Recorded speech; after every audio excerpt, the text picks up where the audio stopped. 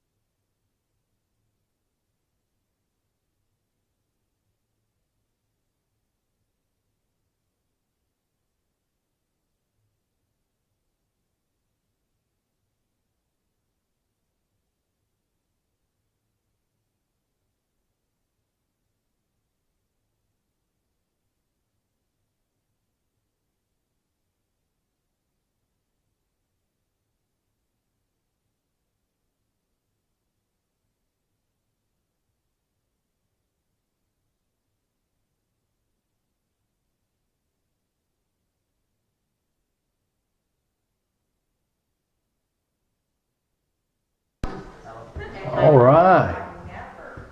Here we are at 10 a.m. All right, everybody. Feel free to keep the conversations going as we're here online too. Thanks for checking us out. We got high fives. We're not high fives. We're not high fiving in here. We got virtual high fives going on online. We got air high fives hanging out in the real space in here. So it's so awesome to have everybody here today. Man, that's fantastic. I know we'll have a few more filter in because, it's summertime and it's life. That's how it works, and that's okay. So thanks for checking us out, whether you're here physically or whether you're online with us today. We appreciate it so much for making Faith Church a part of your day. We can't wait to get into what we got today. This is the Big Picture Part 4. So if you've been joining us in person or online, then we've been going through this series about putting the whole Bible together on one big story. And it's been awesome to be able to travel through that. And so we're going to get into that in just a minute. Before we do, I always want to start you off with a question and start your brains working, because this isn't about me just talking to you. At least I hope it's not most of the time. We get some virtual interaction. We get some in-person interaction with a good question to kick us off. All right? So let's do that this morning with this one. Everybody ready? Do you like puzzles? That's all it is. And if you do, what's the biggest puzzle you've ever put together? Do you like puzzles? What's the biggest one you've ever? Don't answer yet. Just keep it to yourself for just a couple of minutes. We're going to do some other things. We'll come back to it. All right? So just think on that. Do you like puzzles, and what's the biggest one you've ever done? All right. Okay, here we go.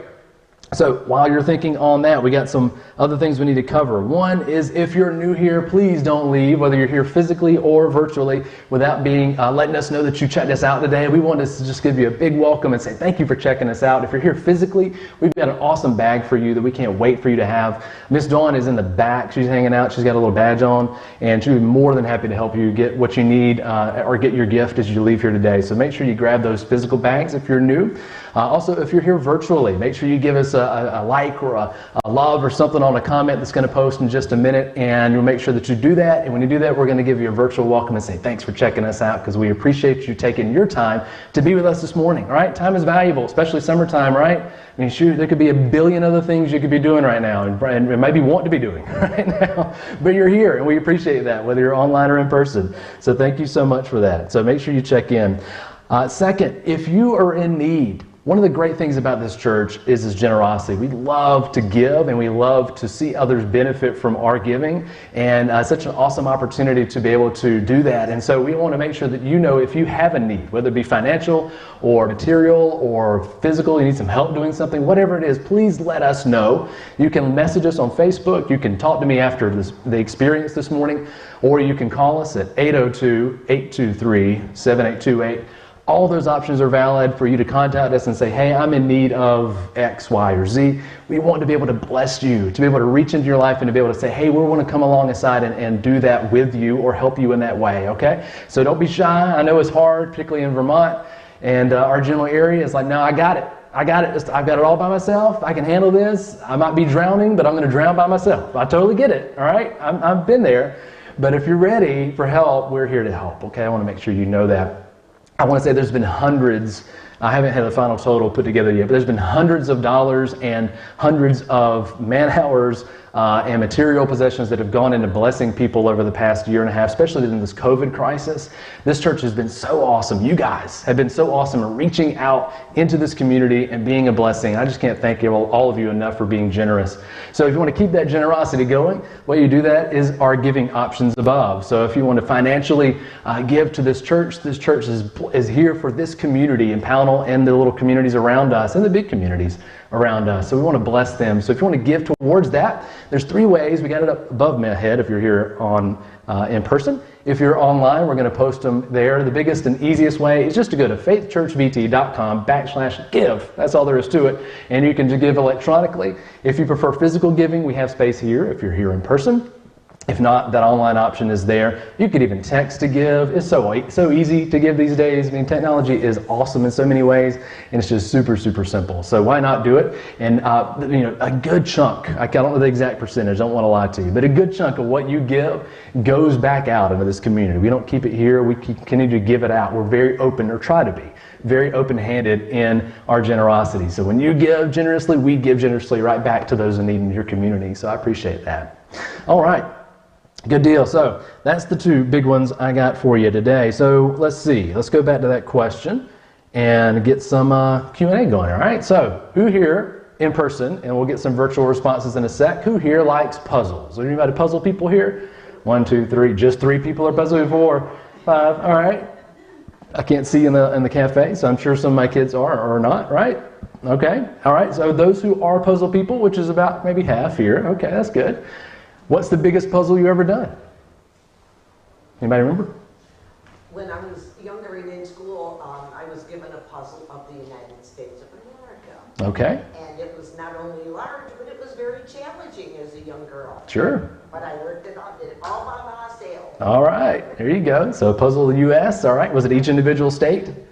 Yes. All right, that's pretty challenging, They yeah. weren't shaped like Jonas's. Okay, yeah, they were Confusing. they were tricky. All right, okay, good deal. Who else? What's the biggest puzzle you've done, puzzle people? On my own, I've done 1,000 piece. 1,000 piece. But I helped do a 10,000 piece. 10,000 piece puzzle. Can anybody beat a 10,000 piece puzzle? No. What about 1,000 piece on your own? A 1,000 piece puzzle? Ms. Becky's done it. There you go. A couple of people have done 1,000 pieces. Any online responses so far? I haven't had any online response. That's okay. That's all right. Y'all keep thinking about it. Think you can marinate on that idea. Puzzles, right? My puzzle idea of putting a puzzle together is this one right here. That's about as far as I go. It's nice and big, and the pieces are nice and big, and it's just so easy to put together, and you can tell everything about it. It's so easy. I love it. That's the best puzzle, is little like 2-year-old puzzles. That's my level. That's as high as I go. Anything beyond this, I don't want anything to do with it, right? I don't want anything to do with it. Now, what in the world does puzzles have to do with what we're talking about today? We're going to find out in just a minute. But let's, as we're in week 4, let's recap this story we've been telling so far. This big picture of the Bible. All right. If you notice above me, we're going to have some verses up there for you to read along. We're going to have them in the online experience as well. So can't wait for you to follow us there. But let's recap so far. And just like we've been doing the past few weeks, you're going to call out to me what you hear. All right. So I'm going to say it. You're going to call it back. I'll pause so that you can jump in, and we'll see how we do together. Okay. And make sure you do it along at home as well. So here we go. In the beginning, who? God. All right, everybody gets that one. That's nice and easy. All right, in the beginning, God. And God did what? Created heavens and the earth, right? He created the heavens and the earth. He fashions this beautiful world that we live in, but he was even better than. He fashions this beautiful world, and he places his chief creation in it, which was who? Us, humans, right? Yeah, he puts them in the center, right?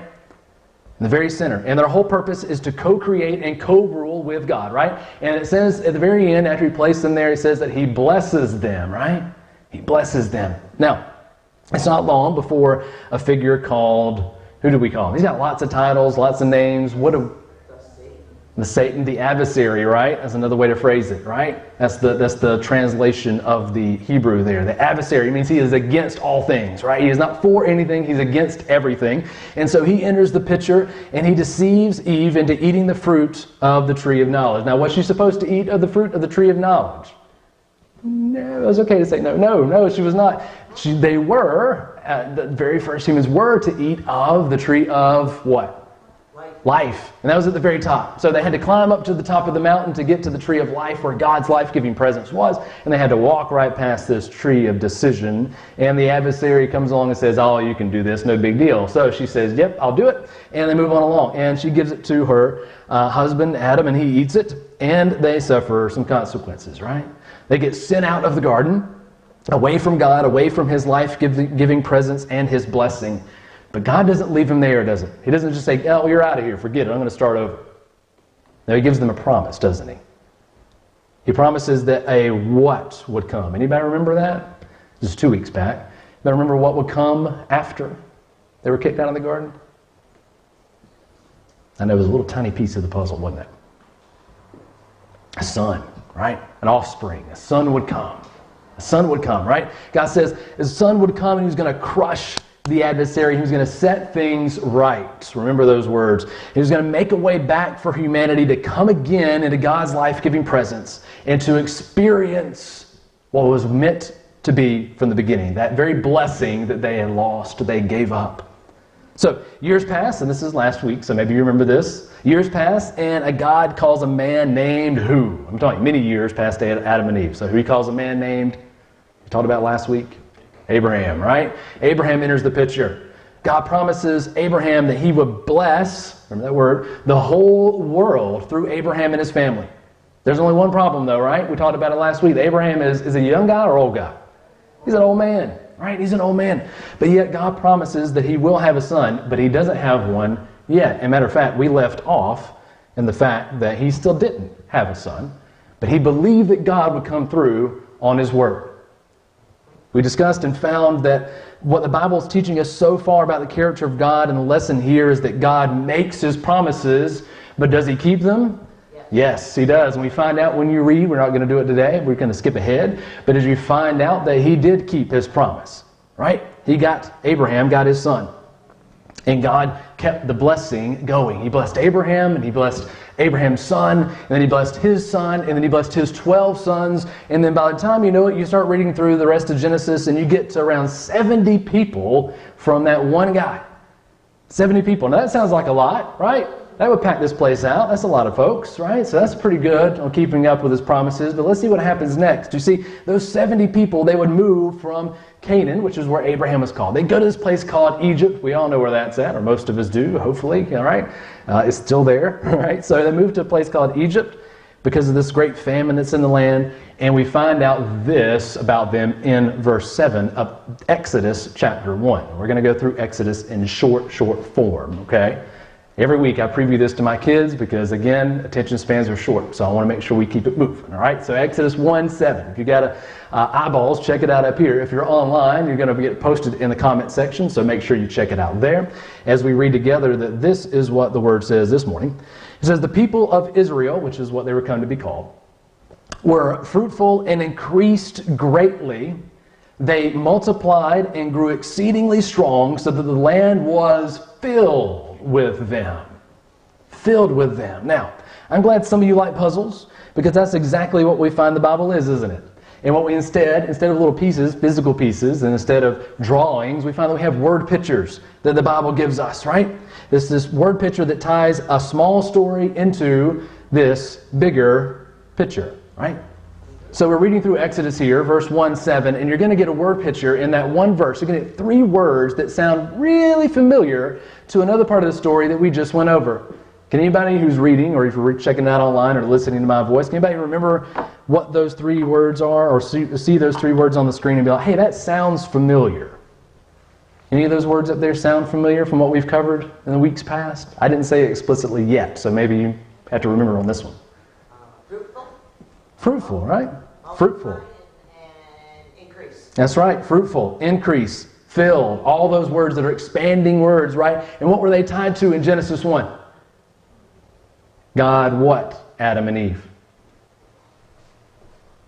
Created them. He created them, but he blessed them, right? Oh, yeah. He blesses Adam and Eve. These are blessing words, aren't they? These are blessing words. He filled the land. They grew exceedingly strong. They multiplied. These are all clues that the author is putting this together saying, hey, check this out. This means that God is blessing this people without having to say God blessed them and they grew and they did all these things. He wants you to clue you in to the bigger piece of the puzzle with this little piece. He says, okay, here it is.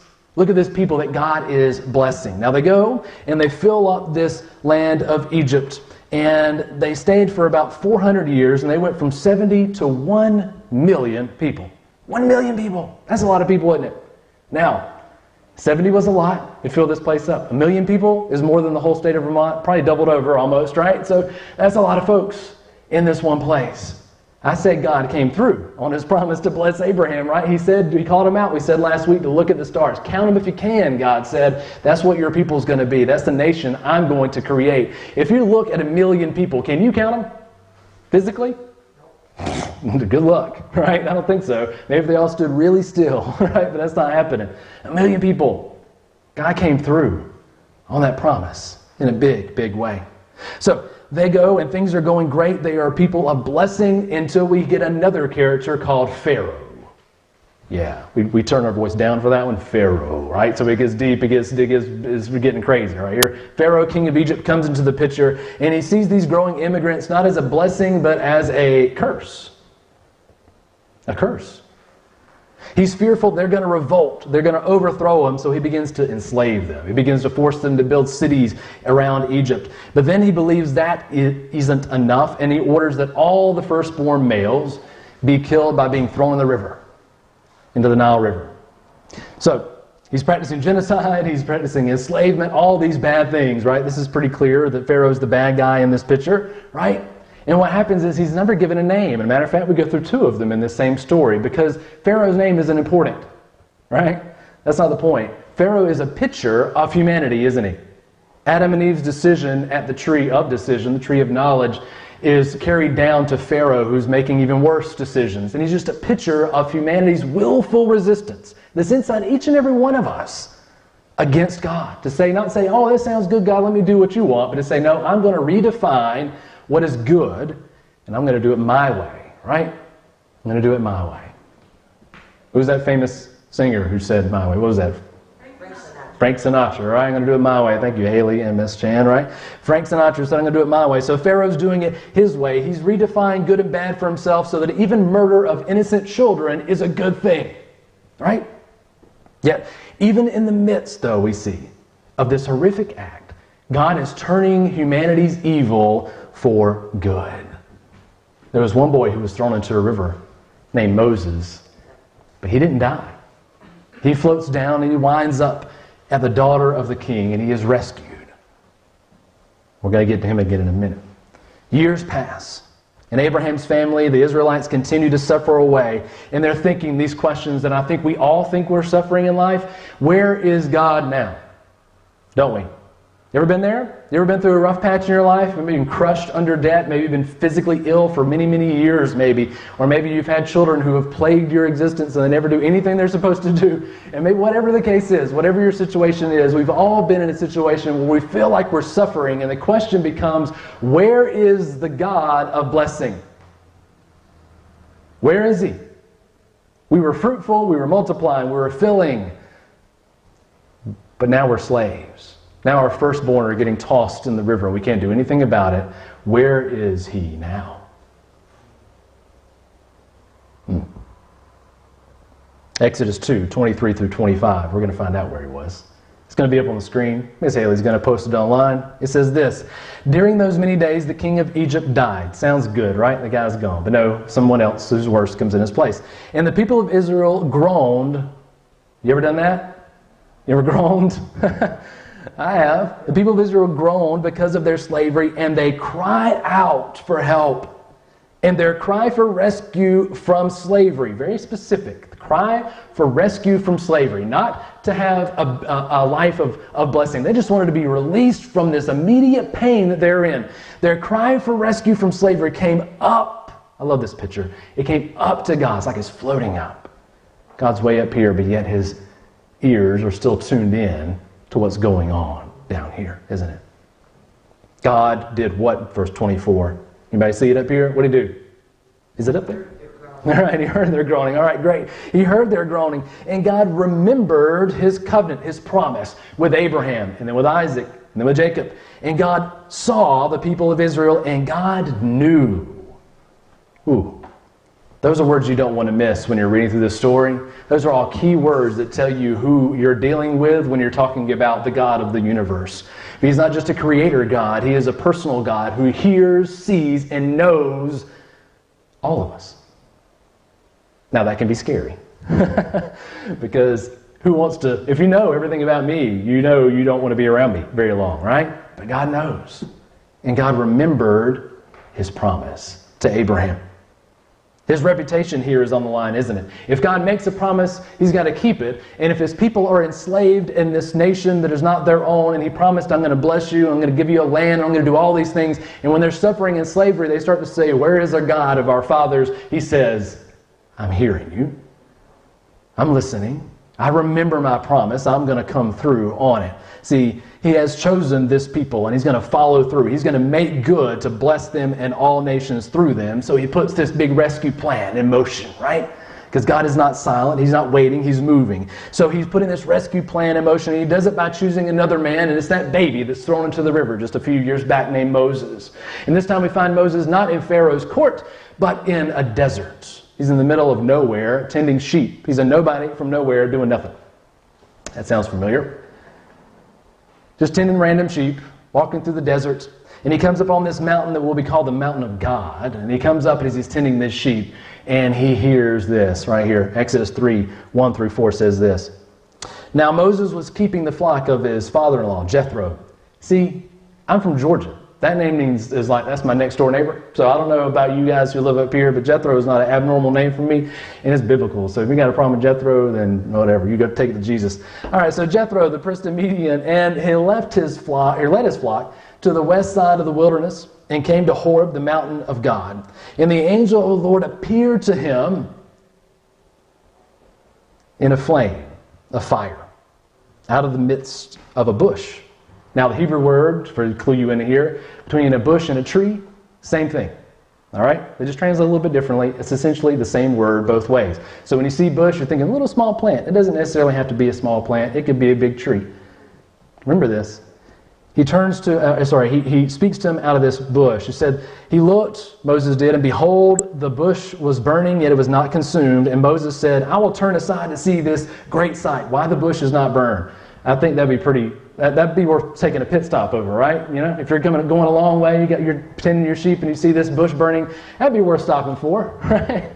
Like, okay, I see a lot of abnormal things in the desert, but a bush that doesn't burn but is burning, I could check that out. So he turns aside to see, and when the Lord saw, again, that Moses turned to see, God called him out of the bush, saying, Moses, Moses. And Moses said, here I am. I don't know why this bush is weird enough. This bush is burning, but not burning. And now it's talking to me. Some weird stuff's going on. I think I'm dehydrated, right? That's probably what I'll be thinking. I think I need to get some water. These sheep can wait. I gotta take a nap and find some shade because this is going crazy. So he comes out. Okay, I'm here. Whoever's talking to me. And here we get the other piece of this puzzle, right? Small pieces to big picture. Where have we seen a tree and a high place before? Woo! Hey, good job, Miss Jan. See, that's why you help teach kids. Garden of Eden, right?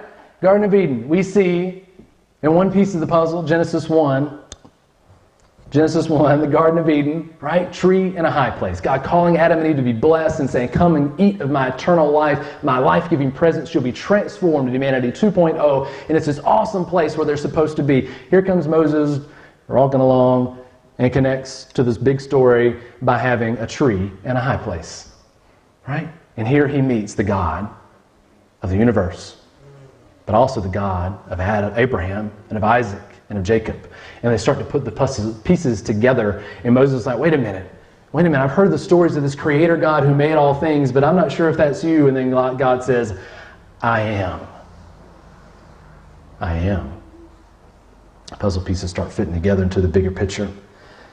I am tells Moses, he says, here's what you're going to do. You're going to be my spokesman. You're going to tell Pharaoh and the Israelites what's going to happen next. And so we read about it in Exodus chapter 6, verse 6. Because God's not only listening, God's not only seeing, God's not only remembering his promises to you and to Abraham and his family, but he's going to do something about it. We see in 6, verse 6, say therefore to the people of Israel, I am the Lord. That's Yahweh in Hebrew, all right? Yahweh. It's four consonants, no vowels. That's how we think we pronounce it, meaning I am the Lord. I am who I am.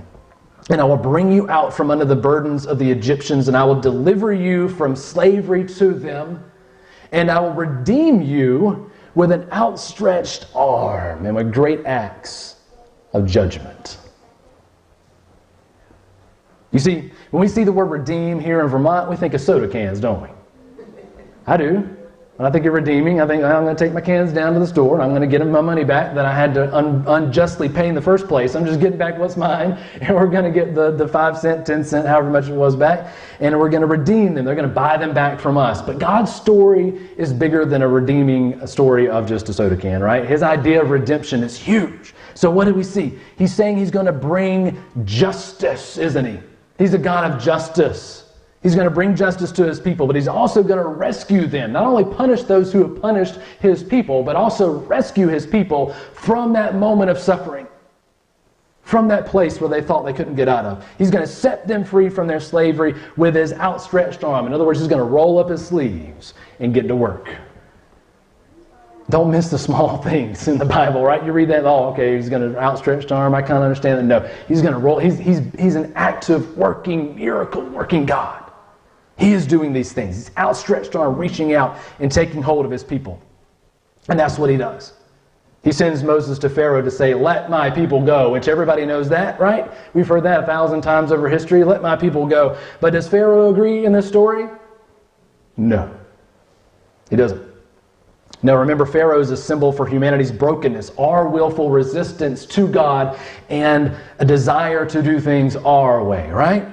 Pharaoh believes himself to be a god. So why listen to this slave god of these Israelites, this nothing God who allows them to suffer and this pitiful existence for 400 years? How powerful could this I am be? Pharaoh chooses to resist, and he pays for it. God sends a plague that turns the water to blood. And so Moses goes again and says, are you going to let them go now? And Pharaoh says, no, not going to do it. God sends another plague. This happens 9 times.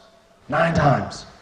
Yet Pharaoh is still stubborn and refuses. So God does one final act of judgment. All the firstborn in the land will die. Just as the previous Pharaoh had brought judgment and death on the sons of Israel, so now the Lord will bring judgment on the children of Egypt. Unlike Pharaoh, however, God provides a way of escape. You see, there was no way out of Pharaoh's edict. You were going to die. If you were an Israelite, boy, you're dead, period. Here God says, I'm going to bring judgment. All the firstborn are going to die unless you do this. He tells Moses to tell the people to take a spotless lamb, either a sheep or a goat. You're going to make a meal out of it, so you're going to kill it first. And when you kill it to make your meat, this final meal you're going to have here in Egypt, you're going to take the blood and you're going to paint the doorposts of your home. Top, side, side. Going to paint it. So that when the last plague comes for the firstborn of Egypt, those children who live in a house covered with the blood will be passed over.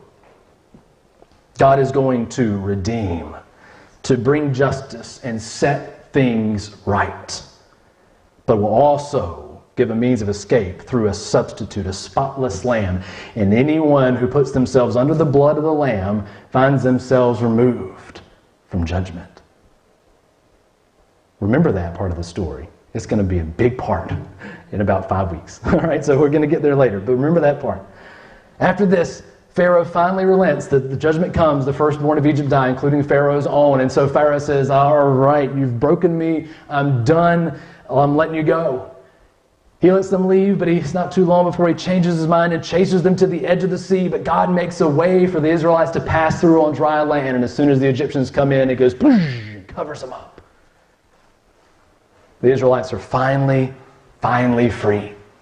And so that doesn't end the story, though, as good as that would be. But Moses leads them back to the mountain, the same mountain where God first called him from that burning bush. He leads them back, and they set up a camp. And God calls Moses up to make another promise. You hear the theme we're getting yet? God is a God who makes promises, right? Over and over and over again. He makes another promise with this people, this time with the whole people and not just one man. Exodus 19, verse 5 and 6 says this.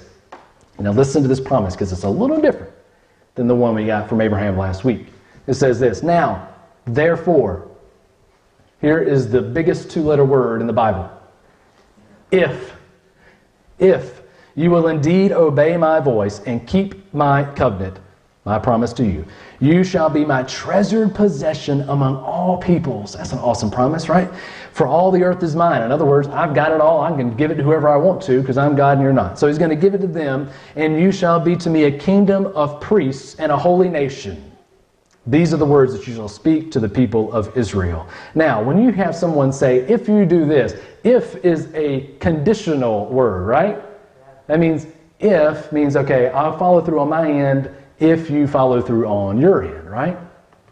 That's what God is giving here. If you will obey my voice and keep my covenant, then you will be my treasured possession among all nations. Conditional, not unconditional. Meaning God will honor his word as long as they hold up their end. If they listen to God, obey his commands, they will be set apart, a nation of priests, not with priests. Another subtle distinction. I don't want you to miss this either because it's going to come up again later. A nation of priests, not with priests, is special, right? Now, we don't operate this way, and I don't try to I don't push this because I don't believe it's biblical, at least in the New Testament sense. However, what is a priest? What's a priest do? Let's clarify that. What does a priest do? Teaches. Okay, what else? Anything else? Intercedes, right? He's a mediator.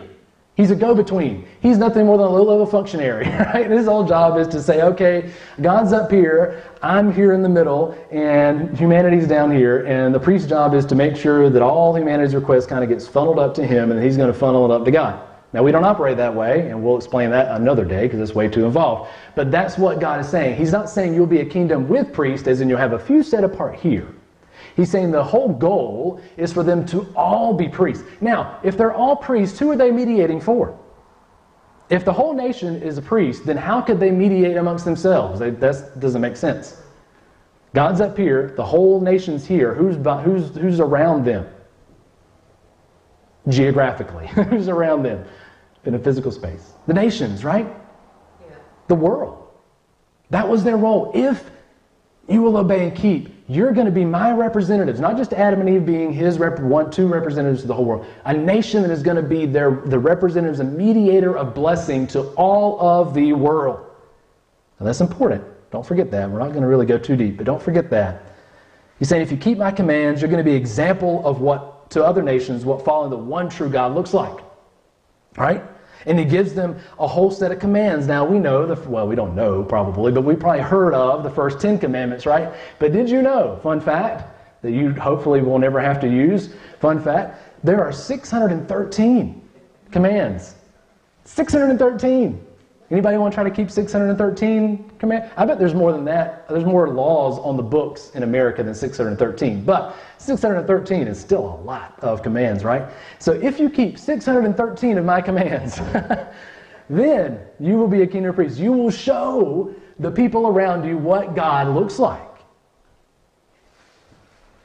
Which would be what? Right? You're going to be a people of justice, just happened, and generosity, just happened, didn't it? They were rescued, but justice prevailed. You're going to be an example of justice and generosity to all the nations. You're going to point them to the one true God. They serve all these false, fake idols that don't move, speak, or see, but you serve the God who sees, hears, and remembers, and you're going to show them what following me looks like and what I look like, so that they too can be blessed as you are blessed. That's the whole point. It wasn't just so Israel could be put on a pedestal and all the nations could serve and bow down to Israel. It's so that God could choose a people that would say, here I am, do as I do. Follow me and let your life be blessed as they are blessed. Now Moses lays all this out to the people and they say, yes, we'll totally do this. We're going to do this. We're going to sign. We're going to have to do it. We're going to have to sign here, initial here, cut your arm and put your blood there. What do I got to do to sign up for this? Because this is the God who just parted seas. This is the God who sent 10 plagues. This is the God who's bigger than any other God I've ever heard of. Of course, why wouldn't I want to be connected to him? We'll totally do it. But the people making agreement with God, God does even better though. Man, God is so good. God goes one step further than saying, you know what? I'm not only going to make you a people of me, my people. I'm going to come and live with you. I'm going to build a house in the middle of your house, right? I don't have time to get into that, but that's what the tabernacle was if you read through the rest of Exodus there. He says, build this place, and in this place I'm going to sit in the middle of the camp. And all the people around can see and know that I am the Lord. And you can come, I'm going to live with you. What did we lose in Genesis 3? Genesis 3 is the fall. The deceiver comes. They eat of the tree of knowledge of good and bad, and it all kind of falls apart. They not only lost blessing, they had to move away from what? God and his life-giving presence and power, right? What's he saying here? He says, be my people, and I want to come live with you. That's exactly what they were been looking for hundreds and thousands at this point, years. God's going to move in. Move in. Here at the mountain, God begins to restore what was lost, doesn't he? First to Israel and then to all nations. The final piece of God's promise to Abraham was next, a land of their own. God's people dwelling with him in a new place. That's what the promise was for Abraham. That's what he's beginning to fulfill. Things are looking awesome. This is great. This is all good stuff, right? This is wonderful stuff. When you read through this part of Exodus, you're up at chapter 19, and you're like, woo, at the top of the mountain with these Israelites. God's going to come and live with us. We're going to be a kingdom of priests. It's going to be awesome. We're going to just charge in and get this land He's going to promise us. It's going to be great. Can't wait for it. 613 commands we'll deal with later. But right now, we're going to charge up the mountain. We're going to be ready and fight for this God who's fought for us. That's what we're going to do. So next week, we're going to find out, did they hold up their end of the bargain? Actually, we're going to find out in Going Deeper. So if you watch our Going Deeper series on Thursday night, there's a plug for you. We're going to see if they keep up their end of the deal. And then if they do or they don't, is God still going to honor His word?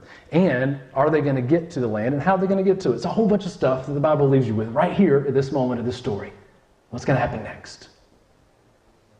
We'll find out next week. All right, we'll find out next week. That's what we're doing this for. I can't go over the whole story right now. So we're going to find out next week.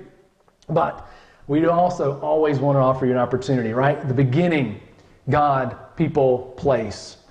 Israel is starting to restore that, but we got a promise that's even better than theirs. That God says in Jesus that you don't have to keep 613 commands, that you just have to respond to the God that loves you. That He came down in Jesus Christ as the God-man, and He said, you know what? I love you bigger and better than any way and anything ever has. And I want to redeem you. I want to buy you back from the mess that you find yourselves in. Because if you're like me, you find your life sometimes can be a mess.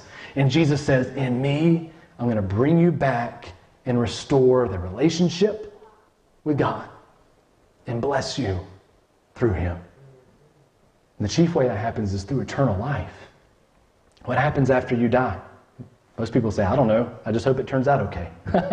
I don't have to worry about that. If you follow Jesus, He says, you're going to be with me forever in heaven. This beautiful place we can't even hardly think about is so awesome. He says, you're going to live with me forever. You're going to have a life fulfilled forever. So if you're a seeker here this morning, if you're one of those people like Israel who's crying out and saying, man, I am in pain, I am suffering, I feel like I'm enslaved, I am groaning and crying out, I don't even know who I'm talking to.